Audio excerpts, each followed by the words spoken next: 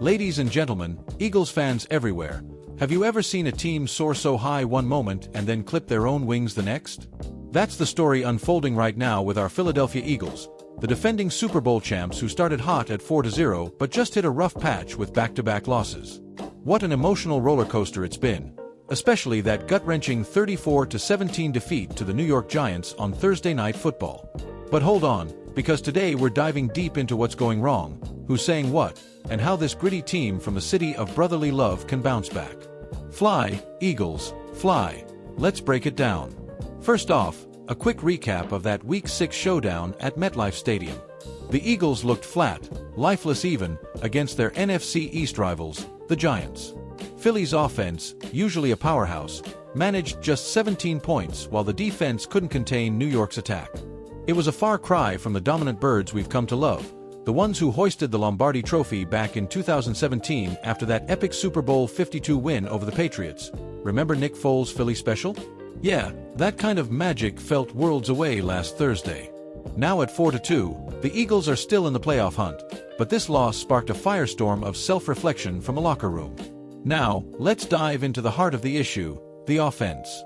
Veteran right tackle Lane Johnson, a Philly staple since 2013 and a key part of that Super Bowl winning line, didn't mince words. He called the unit predictable, pointing to plays that defenses are reading like an open book. But hold up, his bookend on the left, the massive Jordan Mailata, that 6'8" Aussie who went from rugby player to NFL star after being drafted in 2018, pushed back on that. Mailata told reporters, "I don't think we're predictable. I just think we're not executing." And man, does that hit home.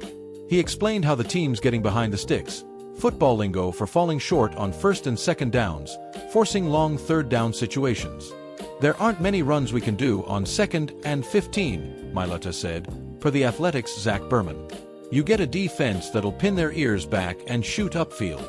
And that kind of sucks." Spot on, Jordan.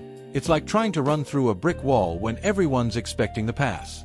Tactically, this slump boils down to execution failures and those nagging penalties or missed blocks that turn manageable downs into desperation mode.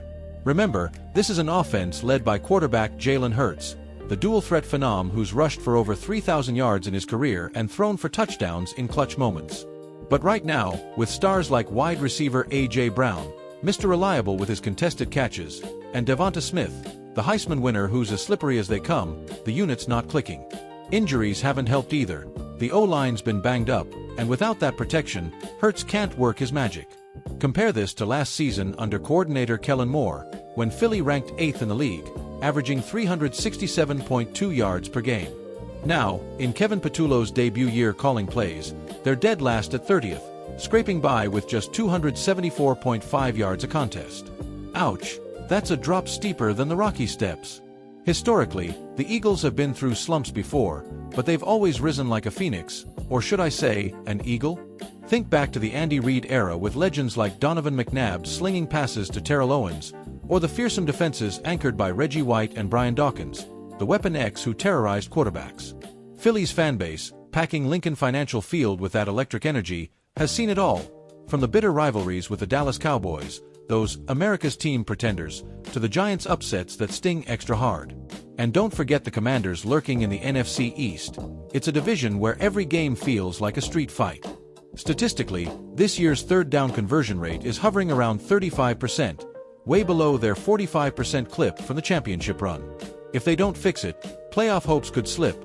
Last year, they went 11-6 but bowed out early in the wild card. Imagine if I caught up with center Jason Kelce postgame. Though he's retired now, his spirit's still in that huddle. In my mind, he'd say something like, "Listen boys, we've got the talent. Hurts is a leader, Brown's a beast, but it's about that brotherly love on the field. Execute like we did in 17, and we'll be unstoppable." Or picture a die-hard fan at a South Philly tailgate. "We've been through worse, remember the Snow Bowl? This team's got heart, they'll turn it around." Even head coach Nick Sirianni's keeping it positive. "We're not in the business of assigning blame. We're in the business of finding solutions." Wise words from the fiery coach who's led Philly to 3 straight playoff appearances. Looking ahead, this mini-bye after the Thursday nighter couldn't come at a better time. It gives the team extra days to regroup before heading to Minnesota to face the Vikings, a tough road test against a defense that's been sacking quarterbacks left and right. Prediction time. If the Eagles shore up that execution, get some creative play calling to mix in more runs and play action passes, I see them pulling out a 27-20 win. Hurts throws for 2 TDs, the defense forces a turnover, boom, back to 5-2. But if the slump lingers, it could jeopardize their NFC East crown and even a top seed. Season-wide, with the talent on this roster, I'm betting on a deep playoff run. Maybe even a rematch with the Chiefs. And hey, in pop culture terms, this feels like the Eagles channeling that underdog vibe from the Rocky movies, right here in Philly. Eagles Nation, don't lose faith. This team's built for comebacks. Tune in next week for that Vikings clash. It's must-see TV. Follow us for more updates, share your thoughts in the comments, and remember, on the road to victory, AGLS, Eagles. What do you think? Will they soar again? Let's hear it.